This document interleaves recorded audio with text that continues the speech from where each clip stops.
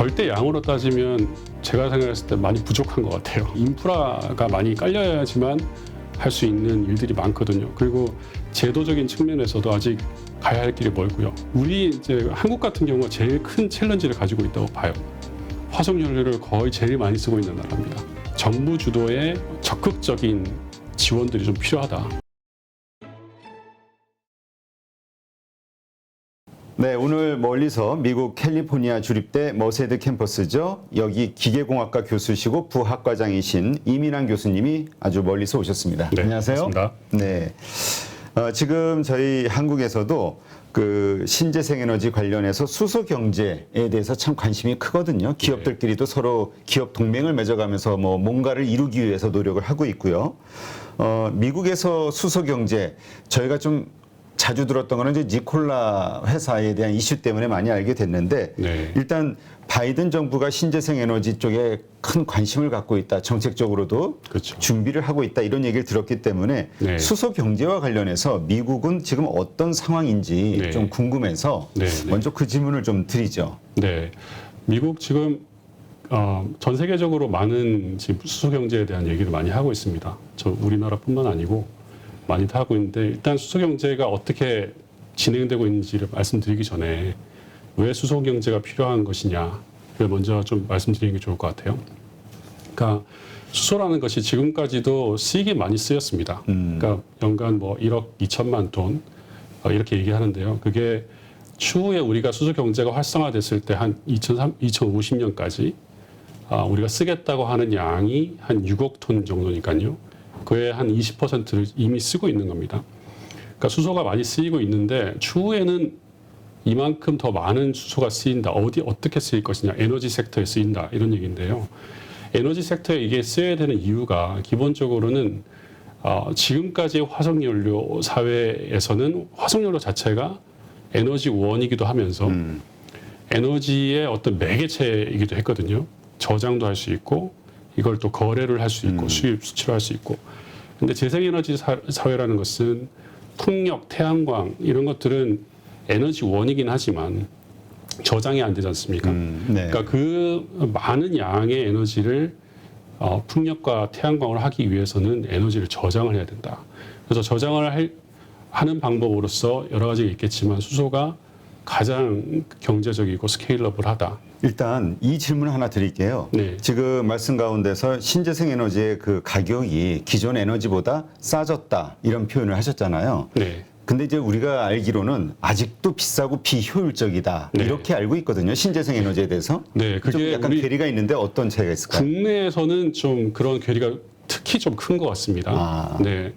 실제로 2020년도에 블룸버그에서 나오는 맵이 딱 있습니다. 지도가 딱 있어요. 벌써 2년 전입니다.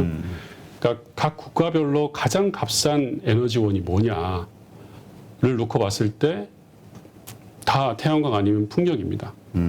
그래서 거기에 해당되지 않는 국가들이 아시아 국가들인 거죠.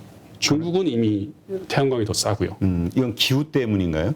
네, 그렇다고 봐야죠. 아, 바람도 약하고 태양광도 약하고. 그렇다면 네. 이 신재생 에너지도 지역적 특성에 맞춰서 그 지역의 가장 효율적인 어떤 방식을 그 그렇죠. 지역에서는 선택해야 된다. 그렇습니다. 이렇게 들리네요. 네, 네, 그렇습니다. 아, 네. 그렇다면 한국의 입장에서 뭐 미국이나 뭐 땅덩어리 넓은 뭐 또 사막 같은 데가 있는 나라들에선 태양광이 가장 뭐 효율적일 것 같고요. 네, 네. 그럼 한국에서는 어떤 신재생 에너지가 가장 효율적이 될까요?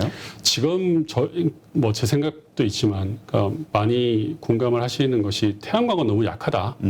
태양 자체도 일단 뭐 캘리포니아, 호주에 비해서 많이 약하고 태양광 자체를 패널을 지을 땅도 별로 없습니다.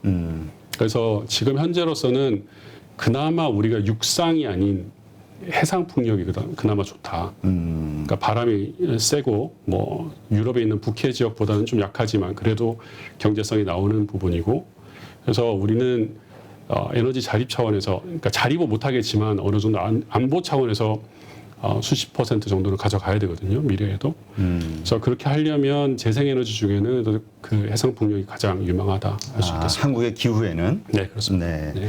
근데 이제 수소 경제 일단 현 위치를 좀 봐야 될 것 같은데 수소 경제가 되게 좋다, 그다음에 값싸다 이런 말씀을 하시는데 아직은 우리가 실생활에 적용되지는 않는 것처럼 느껴지거든요. 좀 네, 먼 그렇죠. 얘기. 네. 우리 수소차 이야기 보통 흔하게 접하는 게 그거니까 네. 전기차가 이미 다 만연한 다음에 그 다음에 올 게 수소야라는 네. 얘기. 그러니까 한참 먼 훗날 얘기 같은데 네, 그렇죠. 지금부터 우리가 수소 경제에 관심 가져야 되는 이유가 있나요? 그러니까 수소 경제가 아까 말씀드렸다시피 수소 경제를 이제 보통 이제 일반인들의 눈으로 봤을 때는 제일 체감되는 부분이 전기차, 수소차 부분인 거죠. 그러니까 수소 경제라고 하는 것은 전체 에너지 섹터를 봐야 되는 겁니다. 수소차는 이게 극히 일부인 것이죠. 극히라고 하긴 그렇습니다만 10% 정도로 할 수 있겠습니다. 수소 에너지가 활용될 수 있는 분야로서 수소차는 네, 그렇죠. 지금 단계가 아니라 완전히 퍼져 있다 하더라도 네네 그렇습니다. 그래서 그 자동차뿐만 아니고 미래에는 선박, 뭐 그다음에 비행기, 다른 뭐 UAV 뭐 이런 것들이 많겠죠. 그런 그 이송용뿐만 아니고 뭐 가정용이다, 건물용이다, 아니면 지역 발전용이다, 아니면 좀 크게 지금까지 사용되었던 화력 발전을 대체할 수 있는 발전소다. 그런 스케일까지 말하자면 스테이셔너리, 그러니까 고정형의 어떤 수소의 활용까지 생각을 하게 되면 예, 훨씬 더 커지죠. 예. 그러니까 아예 발전하는 그 원료 자체로도 네. 사용할 수 있다. 그렇습니다. 우리가 사실 신재생 에너지에 대해서 얘기할 때 우스갯소리로 그래도 일단 석탄으로 발전소는 돌려야 되잖아. 네. 거기에서 나온 거 가지고 활용하고 증폭시키는 거지. 네. 이런 얘기 하잖아요. 그렇게 못하는 거죠, 이제. 이제 수소 에너지가 나온다면 네. 그 역할까지도 할 수 있다. 그렇게 해야 되는 겁니다. 그렇다면 신재생 에너지의 게임 체인저라고 볼 수도 있겠네요. 마지막 열쇠라고 얘기를 합니다. 네. 열쇠. 그렇군요. 네.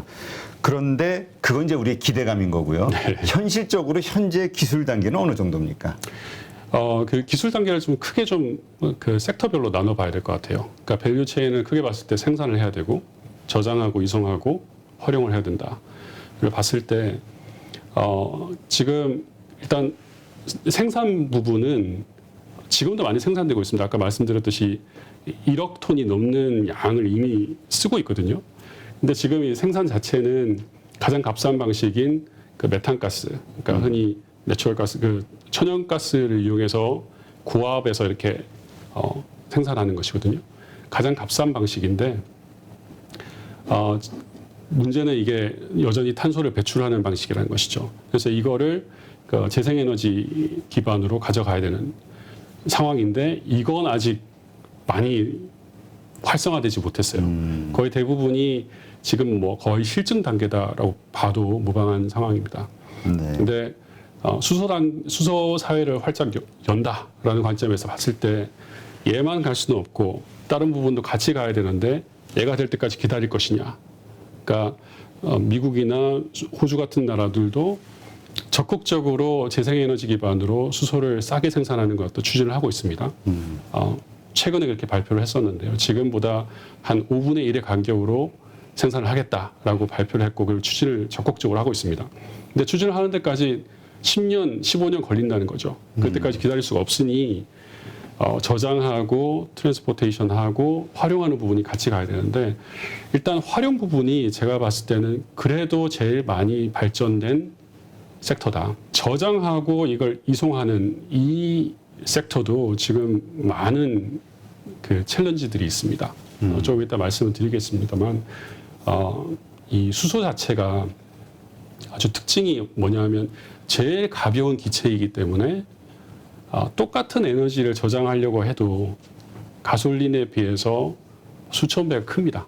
그러니까 네. 그 부피가 크다. 부피가 크다. 네. 그래서 부피가 크기 때문에 많이 압축을 해야 되고 많이 압축을 한다는 것이 요즘 최근에 제일 많이 압축하는 것이 거의 한 1000배 정도로 압축을 하는 건데요. 그렇게 해도 가솔린에 비해서는 2배, 3배 에너지 밀도가 낮은 상태거든요. 그러니까 압축을 하는 것이냐 아니면 압축을 해도 이미 여전히 그 밀도가 낮기 때문에 아주 큰 용량으로 뭐 해외로 이송을 한다 하기 위해서는 액화를 해야 되고 액화하는 것도 뭐 영하 253도 이렇게 해서 많은 에너지가 듭니다. 액화를 해야 되는 그 에너지 콘텐트의 한 3분의 1은 액화하느라 다 날아가는 거거든요. 네. 액화하는 기술도 어렵고 하여튼 이 저장하고 이송하는 것 자체에 대한 많은 이슈가 있기 때문에 그것도 해결해야 될 부분이 많고 그렇습니다. 네. 그렇군요. 그 전에 저희가 수소차 관련해서 이야기를 좀 나눌 때 네. 얘기 들어보니까 이 수소 에너지 같은 경우는 우리 일반 승용차보다는 어떤 화물용, 무슨 트레일러 뭐 이런 쪽이 적합하지 않느냐. 대량 그다음에 장거리 수송용으로 네, 그렇죠. 어울리지 않냐 이런 얘기를 들었었거든요. 네, 맞습니다. 그러니까 수소는 지금 그 배터리하고 또 완전 다른 부분이 배터리 일단 생각해 보시면 모든 에너지가 그 배터리 팩 안에 다 들어갑니다. 그렇죠? 밖으로 나오는 게 하나도 없습니다. 수소 연료 전지는 수소차는 수소 연료 전지로 가는 자동차인데요. 수소 연료 자동차는 수소를 연료로 받아가지고 전기를 만들어서 그 전기로 가는 겁니다. 그래서 수소가 들어오는 것 자체가 수소를 많이 저장할 수 있으면 많이 가게 되는 항속거리가 늘어나는 것이죠. 그러니까 많은 에너지를 저장하기 위해서 연료전지 자체가 커지는 게 아니고 수소 탱크만 커지면 되는 거거든요. 100배 많은 에너지를 저장하기 위해서는 수소 탱크가 100배 크면 됩니다. 근데 배터리는 배터리 시스템 자체가 100배가 커져야 돼요. 그러니까 비용 측면에서 보게 되면 스케일러빌리티를 따진다, 확장성을 따진다 그러면 배터리는 작은 애플리케이션, 예를 들어서 뭐 핸드폰이다, 이런 랩탑이다, 작은 자동차까지는 그래도 쓸만합니다만 그보다 좀 더 커지는 애플리케이션, 트럭이다, 뭐 선박이다 이런 레벨로 늘어가게 되면 무게 자체도 너무 무겁고 비용도 너무 많이 들고 그래서 그때부터는 수소로 가는 것이 훨씬 더 경제적인 방식이다. 그렇군요. 네. 지금 그 수소와 관련해서 우리가 지난번에 보니까 뭐라 그러죠? 현재 수소차와 관련해서는 한국의 현대차가 뭐 일본의 도요다하고 가장 좀 앞서 있는 기술력을 가지고 있지 않냐라고 네. 이제 자체 뭐 그걸 또 어떤 국뽕이라고 뭐 폄하하시는 분들도 있긴 하던데 네, 네. 일단 객관적으로 한국 기업들의 기술력, 수소와 관련된 기술력 네. 이게 어느 정도 수준입니까? 미국과 비교했을 때? 지금 현재 딱 스냅샷을 봤을 때는 기술 수준이 현대와 일본 도요다가 GM보다 앞선다고 얘기할 수 있습니다. 그거 자체를 파워 덴서티나 이런 것들 성능이 더 좋게 만드는 그런 기술력도 있겠지만 하나하나 부품들을 잘 소싱하고 싸게 소싱할 수 있는 그런 인프라를 갖추어 놓는 것 그게 중요한데요. 그게 현대랑 도요다는 갖추고 있는 거죠. 그러니까 소위 우리가 제품화, 그러니까 상업화할 수 있는 네, 인프라 시스템을 갖추고 있다. 네. 그러니까 우리가 단순히 어떤 차 만드는 기술력 요게 아니라 네. 이 전반적인 시스템이 뛰어나다 이렇게 맞습니다. 봐야 되는 거군요. 예, 기술력도 제일 뛰어난 건 맞고요. 예, 그건 국뽕이 아닙니다.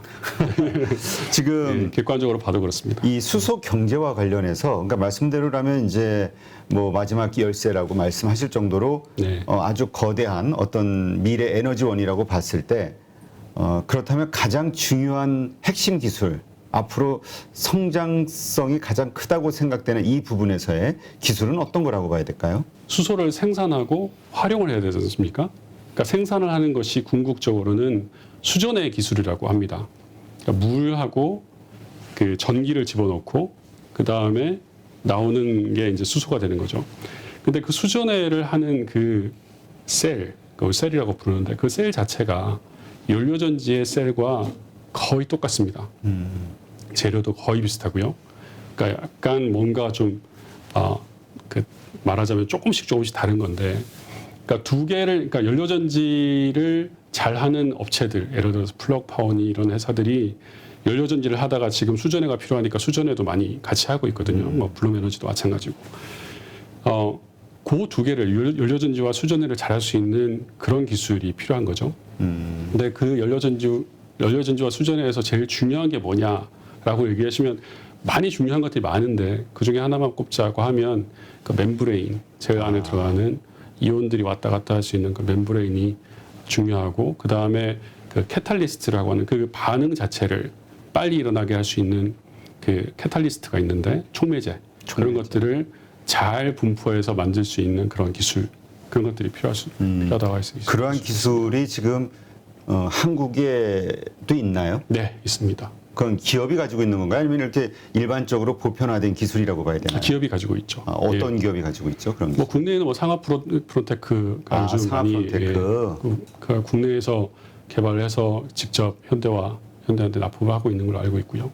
그 다음에 뭐 코오롱 인더스트리도 따라가고 있는 것 같고, 예, 많이 그러니까 있습니다. 이러한 기술이 좀 가장 핵심적이다. 현재 단계에서는. 네, 뭐 딱 두 개만 말씀드렸는데 뭐 저장하는 것도 필요하고요. 저장을 하기 위해서는 고압에도 견딜 수 있는 그런 탱크도 중요하고, 그러기 위해서는 탄소 섬유를 잘 만들고 섹터가 너무 큽니다. 한 번에 말씀드리기가 네. 좀 예. 그러니까 우리가 일단 오늘은 어떤 거를 좀 포인트를 맞춰볼까 생각을 해보면 네. 결국은 많은 분들이 얘기하는 게 이러한 에너지의 체인지는 결국 정부 주도로 인프라를 구축하거나 투자를 했을 때 기업이 따라가지 기업이 먼저 가다 이 엄청난 뭐 이거 감당이 안 되잖아요, 돈이. 그렇죠. 예. 그러니까 이제 가다가 다 쓰러지는 건데 네. 일단 이게 우리가 정말 얼마만큼 가까이 다가왔을까 이렇게 체감할 수 있을 정도로 정부들이 돈을 쓰고 있느냐 이 부분에. 네. 그러니까 미국 정부도 그렇고요, 한국 정부도 그렇고. 네, 그렇습니다.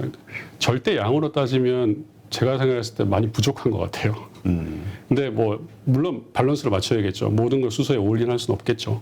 예. 근데 정부의 역할이 정말 중요합니다. 아까도 말씀드렸듯이 인프라가 많이 깔려야지만 할 수 있는 일들이 많거든요. 그리고 제도적인 측면에서도 아직 가야 할 길이 멀고요. 그게 좀 구체적으로 어떤 게 장벽인가요? 지금 이 수소 경제가 발전하는데 좀 방해가 되는 뭐 법이 됐든 어떤 네. 규제가 됐든. 예, 기술적으로 봤을 때는 일단 인프라를 먼저 말씀드리고 싶어요. 그러니까 아까 말씀드렸듯이 연료전지 수전에 말씀드렸지만 수소를 활용할 수 있는 방법이 연료전지뿐만은 아닙니다. 수소 자체도 마치 가솔린이나 디젤하고 똑같이 컨버스션, 그러니까 연소를 통해 가지고 뭐 내연기관을 통해서 개발을 할 수 있거든요. 그러니까 선박이나 항공기 같은 경우는 연료전지보다는 오히려 그런 쪽이 더 적합할 수 있다고 할 수 있는데, 그런 것들을 그 수소를 가지고 연소를 해서 내연기관을 개발하고 이런 것들이 뭐 돈이 한두 푼 드는 일들이 아니죠. 그 인프라도 많이 필요한 그런 산업이기 때문에 정부 주도의 적극적인 지원들이 좀 필요하다. 지금 현재 그러니까 시점. 말씀만 들어보면 떠오르는 게 전기차. 우리가 그냥 대입해보면 쉽게 생각해서 내가 뭘 움직이려고 해도 주유소가 곳곳에 있어야 네. 인프라가 있어야 내가 이걸 운전을 하든 뭐 사용을 하든 말든 하잖아요. 네네. 이러한 것들. 그러니까 정부가 혹은 전기차 살 때 보조금을 주니까 네. 비싸지만 내가 실제로 내는 돈은 좀 줄어들고 네, 이런 그렇죠. 어떤 것들이 있어야 된다. 이렇게 네. 이해하면 되겠네요. 그런 것도 있고, 뭐 하나를 더 말씀드리면 방금 이제 수송 쪽 자동차를 얘기하셨으니까 뭐 예를 들면 뭐 가정용이다 아니면 건물용이다 이렇게 했을 때 수소 연료전지를 쓰게 되면 이게 효율 자체가 너무 좋습니다. 그러니까 전기를 만들어내는 효율도 좋지만 전기와 함께 열이 또 나오거든요. 열이 나오면 그 건물에 이제 뭐 온수를 한다 아니면 냉방을 한다, 온방을 한다 이런 것들을 쓸 수 있기 때문에 통합된 어떤 효율이 너무 좋습니다. 그리고 수소를 쓰게 되면 당연히 탄소가 전혀 배출이 안 되지 않습니까? 근데 각각의 가정과 건물에 수소가 가려면 배관이 깔려야 되겠죠. 근데 배관이 없습니다, 지금. 궁극적으로 많은 가정과 건물에서 이걸 충분히 싼 가격에 수소를 쓸 수 있게 하려면 인프라가 깔려야겠죠. 인프라가 깔리기 전에 분명히 실증이 필요할 테고요. 그런 것들 하나하나가 정부 주도가 되지 않으면 각각의 기업이 하기는 쉽지가 않다. 알 수 있겠죠. 그러니까 이건 결국 정부 주도로 성장할 수밖에 없는 산업이라고 이해를 해야 될 것 같은데 네. 그렇다면 현재 그 글로벌 그 여러 나라들, 뭐 미국과 유럽, 뭐 네. 특히 이런 나라들의 지금 진행 상황은 어떻습니까? 전기 쪽으로는 그다음에 뭐 요즘 들리는 얘기로는 우리 에너지 전력난을 겪고 있으니까 뭐 소형 원전 이런 얘기는 들리는데 네네. 수소 얘기는 잘 안 들리는 것 같아요. 뭐 미국이나 EU 같은 나라들이 수소를 무조건 해야 된다 추진을 하고 있습니다. 아. 예, 무조건 해야 된다. 왜냐하면 재생에너지가 제대로 돌려면 재생에너지 아까 말씀드린 게 플럭츄에이션이 심한데 이걸 잡아주려면 수소밖에 답이 없거든요. 그러니까 배터리로 할 수 있다라고 얘기를 하는데 배터리는 작은 에너지 양만 가능합니다. 경제적으로 하려면. 예를 들어서 한여름에 이만큼 전기가 많이 나와가지고 저장을 했다가 겨울에 쓴다든가 아니면 러시아에서 만든 에너지로 수소를 만들어다가 일본으로 간다든가 만약에 그러면 그 정도 큰 에너지 양은 배터리로 불가능합니다. 수소가 무조건 가야 되고요. 그걸 모두가 다 인지를 하고 있고요, 지금. 그래서 그렇기 때문에 거의 모든 국가들이 지금 현재 세본 것만 해도 40 몇 개국이 수소를 메인으로 해서 추진을 하고 있고, 방금 말씀드렸던 EU, 미국, 호주, 뭐 남아메리카 공화 칠레나 이런 나라들 아주 적극적으로 추진을 하고 있습니다. 예. 그럼 그 추진하는 그 규모가 네. 그냥 이렇게 뭐 정책들 보면은 그냥 이렇게 하나의 네, 정책 네, 네. 과제 정도로 하는 맞습니다. 게 있고 네, 네. 정말 이거는 우리 몇 년 안에 이루어야 되라는 어떤 목표를 두고 추진하는 건 다르잖아요. 네, 네. 어떻습니까 분위기가 특히 저 미국과 유럽의 경우. 그 전체 규모 자체가 충분하냐? 그건 아닌 것 같아요. 기업들, 국가들 이런 것들이 최근에 나오는 그 실증에 대한 사업을 발표하는 그 레이스를 보면 확연하게 2, 3년 전과는 많이 다르다. 실질적으로 뭔가 추진하는 느낌이 든다. 이렇게 말씀드릴 수 있을 것 같습니다. 그럼 이 수소 경제가 확실하게 우리한테 다가오기 위해서는 지금 단계별로 좀 나눠봤을 때 네. 지금 단계에서는 뭐가 이루어져야 되고 그게 끝나면 또 뭐가 이루어져야 되는 건가요? 예, 좋은 말씀인데요. 일단 단계적으로 가야 될 것 같아요. 이제 첫 번째는 지금 수소 자체의 인프라를 만들기는 너무 시간이 많이 걸립니다. 여기에서 인프라는 그냥 주유소 같은 어떤 충전소를 얘기하는 건가요? 네. 아니면 저장하고 디스트리뷰션을 할 수 있는 어떤 공급? 파이프라인 아. 또는 그러니까 해외 간의 교역을 할 수 있는 수소를 실어 나를 수 있는 배 이런 것들이 하나도 준비가 안 돼 있어요. 아까 말씀드렸듯이 저기 국제 간의 교역을 위해서 필요한 것들은 수소를 가스 상태로 저장을 해서 가져올 수는 없습니다. 경제성이 안 나와요. 그렇죠. 그러면 액화를 하거나 액화를 하지 않으면 다른 방식은 수소를 암모니아로 바꿀 수는 있거든요. 그렇죠. 이 암모니아가 NH3이기 때문에 질소하고 수소 만들어진 수소를 갖다 결합시켜서 하는 건데 암모니아를 하게 되면 훨씬 더 덴시티가 있습니다. 수소를 많이 실을 수가 있어요.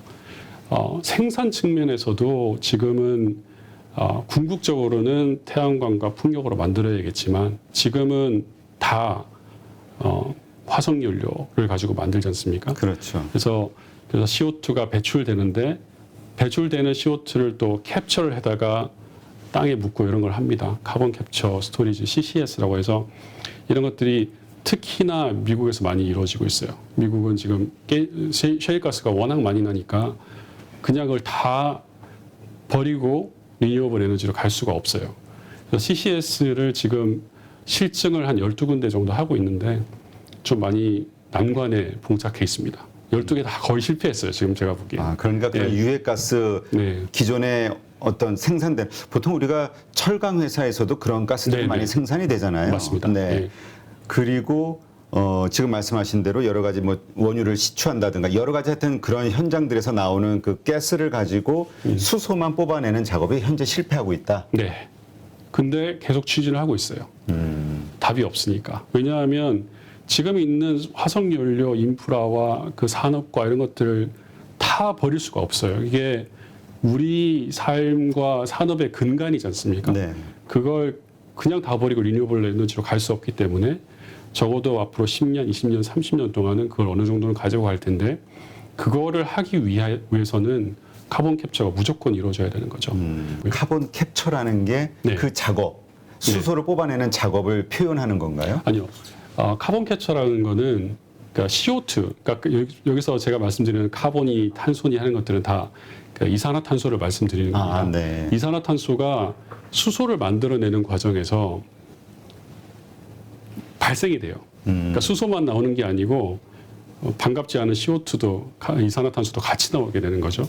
걔를 뭐 공기적으로 그냥 다 보내게 되면 수소를 만드는 게 의미가 없지 않습니까? 그렇죠. 네, 그거를 잘 캡처를 해다가 땅에 묻는 그런 작업을 하는 건데 이게 경제성도 그렇고 실제로 카본이 캡처되는 양도 처음에는 90% 가까이 될 거다 했는데 실제로 이렇게 펴놓고 보니 20% 30% 경제성이 없군요. 네 실제로는 뭐 20% 30%도 아니야. 보니까 2% 3%밖에 안 돼 이렇게 말하는 사람도 있고, 그러니까 실효성이 있느냐에 대한 그런 의문까지 그러니까 해야 될 일들이 많이 있습니다. 그렇다면 요거를 해결하는 기술이 만약에 개발이 된다고 하면 빠르게 이 수소 경제는 확산될 수밖에 없을 것 같다는 생각도 드는데요. 네네 그렇죠. 수소 경제가 지금 말씀드렸던 그런 컴포넌트 하나 하나가 다 해결이 될 때까지 수소 경제가 안 올 거냐? 그건 아닌 것 같아요. 그런 지금도- 여러 가지 문제가 있어도 간다. 네, 간다. 갈 수밖에 없다. 그러니까 대안을 찾겠죠. 지금 현재의 대안은 그냥 CO2가 방출되는 수소를 그냥 쓰는 겁니다. 지금 어떻습니까? 지금 뭐 미국에서도 아리백이라는 어떤 프로그램 그 시스템을 만들어 가지고 네. 그 수입하는 그러니까 미국에 수출하는 국가들의 그 뭐죠? 그 제품을 생산할 때 그 또 부품까지도 이산화탄소 발생과 어떤 연관성이냐 이런 걸 따지는 네, 그렇죠. 그래서 페널티를 주는 네, 뭐 탄소 제로 유럽도 그렇고 관세를 부과하고 네네. 이러한 우리가 막 신재생으로 갈 수밖에 없는 환경을 거국적으로 만들었잖아요, 글로벌리. 네네. 근데 요즘 에너지난을 겪잖아요. 뭐 네. 러시아, 우크라이나 전쟁이 됐든 뭐 여러 가지 현상들 때문에 네. 이러한 글로벌 분위기가 그래 지금은 좀 어려우니까 좀 우리 기준을 좀 낮추자, 네. 좀 몇 년 뒤로 연기하자 이런 분위기는 없나요? 글쎄요. 그런 분위기가 있긴 있겠죠. 아. 근데 그게 대세를 그럴 수는 없겠죠. 어차피 우리 이제 한국 같은 경우가 제일 큰 챌린지를 가지고 있다고 봐요. 제조업 중심의 국가인데다가 화석 연료를 거의 제일 많이 쓰고 있는 나라입니다. 비중이 크죠. 유럽 국가에 비해 가지고 유럽 국가 같은 경우는 재생에너지를 많이 이뤄놨죠. 근데 이거를 빨리 바꾸지 않으면 우리는 그게 지금 그런 인프라가 없어요. 그렇죠. 재생에너지 인프라가 없기 때문에 화석 연료를 써서 만들었고 이걸 수출할 때 우리가 관세를 먹지 않습니까? 그럼 우리가 뭐 수출할 때마다 관세를 먹습니다.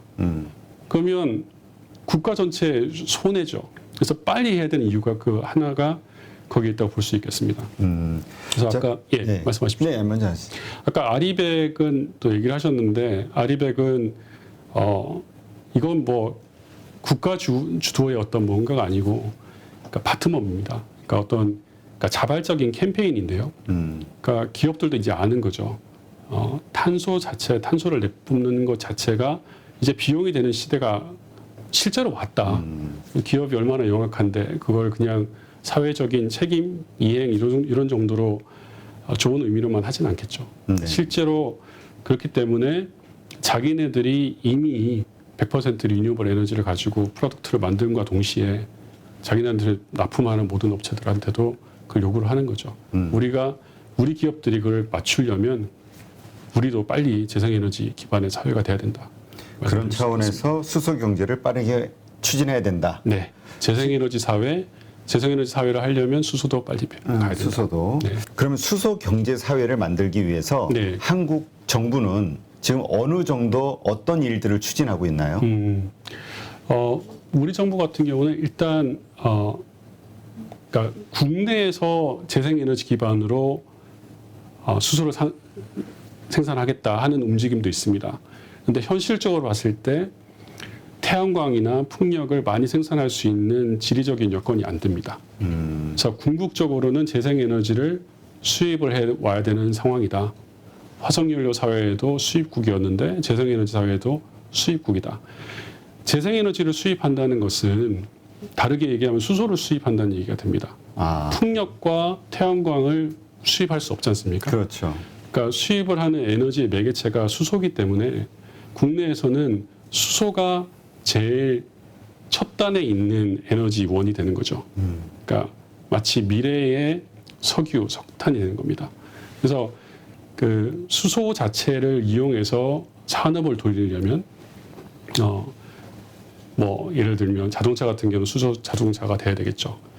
전기차를 쓰는 것보다 어떻게 보면 더 경제적인 방법이 되는 겁니다. 추후에는 재생에너지가 거의 대부분이 되는 사회에서는 이 그 생산되는 전력의 아웃풋 자체가 너무 플럭추에이션이 심해지겠죠. 이걸 안정화할 필요가 있습니다. 그 안정화를 하려면 수소로 만들어지는 전력이 상당 부분은 차지하는 에너지 믹스가 돼야 된다는 얘기거든요. 그러니까 수소를 이용한 발전소. 그래서 우리나라가 전 세계에서 제일 많은 수소 연료제 발전소를 지어놨거든요. 거의 1기가와트에 육박하는 뭐 아직 적은 양이기는 합니다만 그런 방향으로 많이 추진을 하고 있고 또 네, 뭐 그렇습니다. 네. 그럼 추가적으로 우리가 수소 경제를 좀 빠르게 앞당기기 위해서는 정부가 어떤 부분들을 도와줘야 되나요? 일단 네. 정부가 주도가 돼야지 기업들이 따라가는 거니까. 네, 네, 그렇죠. 그러니까 지금 뭐 작업을 하고 있습니다만 청정 수소가 어디까지냐? 아까 말씀드렸던 뭐 CO2를 배출하는데 카본 캡처까지 되는 거냐? 아니면 카본 캡처 되더라도 어떤 데는 CO2가 좀 많이 나오고 어떤 데 적게 나오는데 어디까지를 청정을 할 것이고 얼마만큼의 지원금을 줄 것인가 이런 것들이 정해지지 않으면 기업들이 플랜을 세울 수가 없습니다. 그렇죠. 어떤 방향으로 가야 될지 공고한 제도 확립이 빨리 필요하고요. 그 다음에 적극적으로 약간 인프라와 관계된 이런 인더스트리를 산업을 좀 많이 부흥을 시키려면 좀 과감한 돈을 좀 쓰는 것이 필요하다. 그러니까 하여튼 지금 그 필요성과 가능성은 상당히 크지만 네. 현실적으로는 아직 좀 우리 확 와닿지는 않는 그런 상황인 거네요. 네, 아직까지는 좀 그렇다 네. 봅니다. 예. 그렇다면 이제 기업들도 지금 그렇게 테스트하는 정도, 여러 가지 알아보는 정도 규모의 경제 규모 하에서의 어떤 수소 관련된 그 상품 혹은 매출을 일으키는 상황 네. 이렇게 이해를 하면 되겠군요. 네, 네. 그러니까 아무래도 좀 현재 단계에서는 성장성이 그렇게 확 보이지는 않는데 이게 이제 결국 확 커지는 계기는 정부가 이 인프라 사업에 돈을 얼마를 투자하겠다라고 결정하는 순간 혹은 지원책들 네, 그렇게 되면 이때- 물꼬가 트인다고 봅니다. 이게 이제 하나의 트리거가 될 수 네, 네, 있겠군요. 네. 네, 알겠습니다. 이 수소 경제 이 사실 참 그 어렵고 근데 이제 이 투자하시는 분들은 그냥 수소 테마주 해가지고는 네. 기업들에 대해서는 또 많이 아시는 분들은 있더라고요. 그 네, 중에서 그렇죠. 이제 상하프론테크 아까 잠깐 언급하셨던 그 기업을 수소 관련주 대장주로 이제 보통 많이 꼽는데 네. 그 이유가 아까 말씀하셨던 현재 가장 필요한 독보적인 기술을 가지고 있는 기업 네. 이렇게 이해하면 되겠군요. 네, 맞습니다. 근데 아까 그 수소 배터리와 관련해서는 그러니까 우리가 생각하는 전기차 배터리와는 좀 다른 것 같아요. 뭔가 네. 효율성이 많이 떨어지는. 그래서 전에 그 뉴스를 보니까 현대모비스에서 뭐 한 1조 정도를 투자를 한다. 수소 배터리 공장을 뭐 세운다. 뭐 이런 뉴스를 봤던 것 같거든요. 네, 네. 그러면서 우리가 전기차하고 대입을 해가지고 비교해가지고 뭔가 일이 일어나나 보다 이렇게 생각을 했는데 상업적으로는 아직 큰 의미는 없다라고 봐야 되겠네요.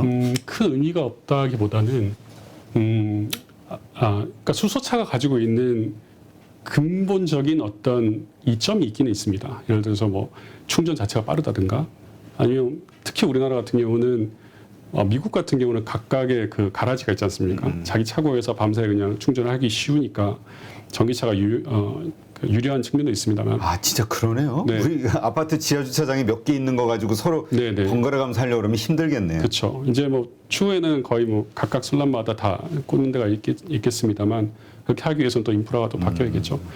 근데 지금 현재가 수소 자동차가 가지고 있는 큰 난점이라고 할까요? 그거는 첫 번째는 가격이 비싸다. 그렇죠. 아직은 수소 자체의 그 모듈 자체가 그 원가가 한 4천만 원에 이르는 걸로 알고 있습니다. 대량 생산이 안 되니까 그렇겠죠. 네, 그렇죠. 그래서 대량 생산만 이걸 풀 수 있는 거고요. 두 번째가 수소 충전소인데요. 아까 세계적으로 어떤 지원책을 있냐면 수소 충전소 자체가 아주 적극적으로 한다. 미국, 일본, 중국 다 뭐 1,000개 이상씩 하겠다라고 지금 하고 있거든요. 우리나라도 마찬가지고. 그래서 그 정도만 되면 충분히 많은 시장을 점유할 수 있다고 봅니다. 그러니까 대량 생산을 하기 위해서 지금 치킨 에그인데요. 많이 생산할 수 없으면 이걸 수소 연료 전지를 많이 생산할 수 있는 다른 섹터도 봐야 됩니다. 예를 들어서 지금 현대자동차 같은 경우는 자동차 회사임에도 불구하고 연료 전지 자체를 다른 데다 팔아요.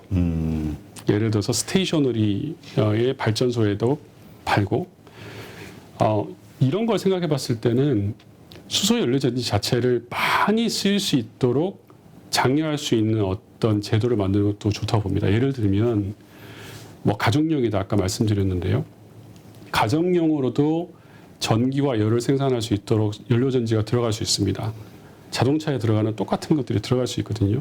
그러니까 매스 프로덕션을 해서 이걸 그대로 파는 거죠, 모듈을. 그러니까 가정용으로 가게 되면, 그러니까 그 지금 일본 같은 경우는 많은 그 시스템이 이미 들어가 있습니다. 그 앞으로 한 5년, 10년 내로 전체 가구의 한 10% 이상이 에너팜이라는 연료전지 기반의 가정용 연료전지가 들어갈 텐데요. 우리도 똑같이 할 수 있는 거죠.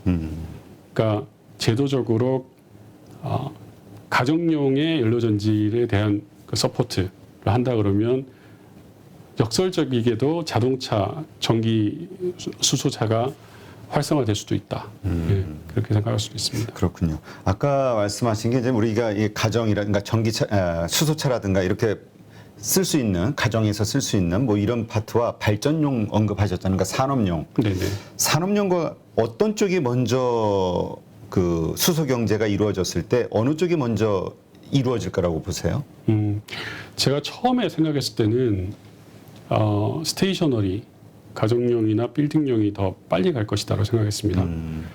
그 가정은 수소 인프라가 다 깔리기 전에 그 지금 가지고 있는 그냥 도시가스 인프라 기반으로 하는 거죠. 그 얘기는 도시가스가 들어옵니다. 그러니까 천연가스가 들어와서 그걸 천연가스가 CH4인데요. 그걸 H2를 뽑아냅니다. 가정에 와서 아니면 빌딩에 와서 뽑아내면서 CO2가 나가죠. 네. 여전히 배출됩니다만 연료전지를 통해서 훨씬 더 효율적으로 에너지를 쓰기 때문에 화력 발전에서 써서 나온 에너지는 25%의 효율이라 치면 30%를 치죠.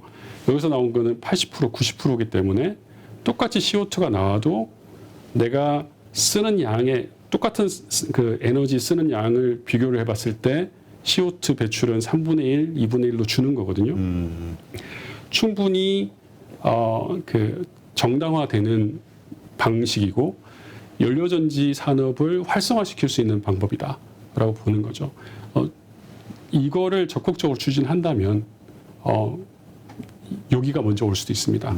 하나의 난점 우리가 일본에 비해서는 좀 그 천연가스가 좀 비싸다는 난점이 있습니다만, 근데 자동차 섹터는 제가 처음에 생각했을 때는 이건 아마 제일 낮은 게 올 거야라고 생각했습니다. 네. 충전 인프라 자체가 너무 없고 충전 인프라를 깔기까지 너무 많은 돈이 든다고 생각했거든요. 그러니까 우리 지금 주유소가 국내에 뭐 10몇만 개가 있는데 그 정도 레벨로 가려면 이게 얼마가 들어야 되는 거예요? 말도 안 되는 숫자가 나오니까. 근데 그게 아니고 그 정도 숫자가 필요 없는 겁니다. 예를 들어서 고속도로를 타러 갈 때 한 100km마다 또는 50km마다 충전소가 있다 그러면 충분히 할 만하거든요. 근데 그렇게 하기까지는 10만 개가 필요한 게 아니고 1000개 정도만 있으면 된다. 1000개 수소 인프라를 하는데 민간 자본 뭐 한 25%만 해도 정부에서 지원해야 되는 돈이 그렇게 크지 않더라고요. 그래서 요거를 정부의 어떤 그 의지만 있으면 충분히 단기간 내로 부흥시킬 수 있겠다 생각이 되는 거죠.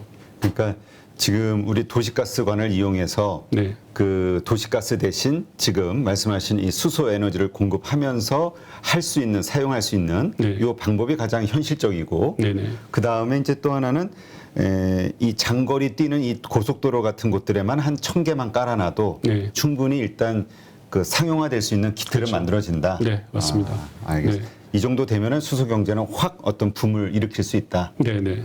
근데 그 이런 것도 좀 보긴 해야겠네요. 전기차가 현재는 대세니까 전기차하고 봤을 때 그 경제성이라든가 이런 거 상업성이라든가 네. 이제 비즈니스 하는 사람들은 결국 비교할 수밖에 없으니까 그렇죠. 예. 전기차를 더 놔야 되는데 충전소를 수소차를 놓을까? 이런 건가? 이건 결국 정부한테 달려 있는 거네요. 그렇죠. 예. 정부가 약간 밸런싱을 좀 할 필요가 있는 겁니다. 수소 경제가 어차피 올 거기 때문에 미리 우리가 선두를 잡자라는 측면에서 밸런싱을 좀 할 수 있는 거고요. 정부 예. 입장은 어떤가요? 지금 현재? 그 방향은 그대로 가고 있습니다. 약간 속도의 문제인 것 같아요. 속도. 네. 그래 1,000개 할게. 네. 근데 언제까지인지는 너무 몰라. 늦습니다. 그냥 네. 돈 되는 대로 해줄게. 네, 네. 이거예요? 네, 네.